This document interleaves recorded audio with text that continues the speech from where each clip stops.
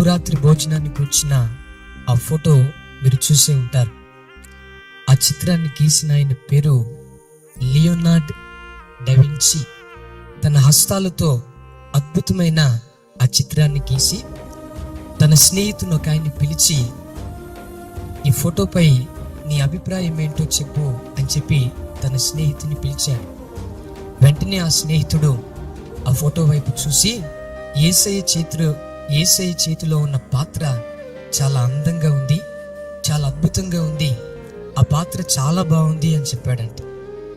వెంటనే ఈ లియోనార్డ్ ఏం చేశారో తెలుసా? తన చేతిలో ఉన్న ఒక పెయింట్ బ్రష్ తీసుకుని ఆ యేసయ్య చేతిలో ఉన్న పాత్రను మసకబారేటట్లుగా చేశారు. ఒక మాట అన్నాడంట, ఈ ఫోటోలో ఏది నా ప్రభువు కంటే ఎక్కువగా ఆకర్షణీయంగా ఉండకూడదు.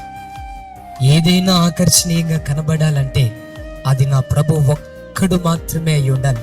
యేసుక్రీస్తు ప్రభు నమ్ముకున్న ప్రతి వ్యక్తి తన జీవితంలో ఆత్మీయ పరుగు పందెంలో ఉన్నాడు. ఈ పరుగు పందెంలో నీవైనా నేనైనా యేసు వైపు మాత్రమే చూడాలి. చెప్దామందరం ఆమేన్. మన లక్ష్యం, మన గురి, మనం చేరుకోవాల్సిన ఆ స్థానం ఏదైనా ఉంది అనంటే ఈ పందెపు రంగంలో ఓపికతో మనం పరుగెత్తాలి.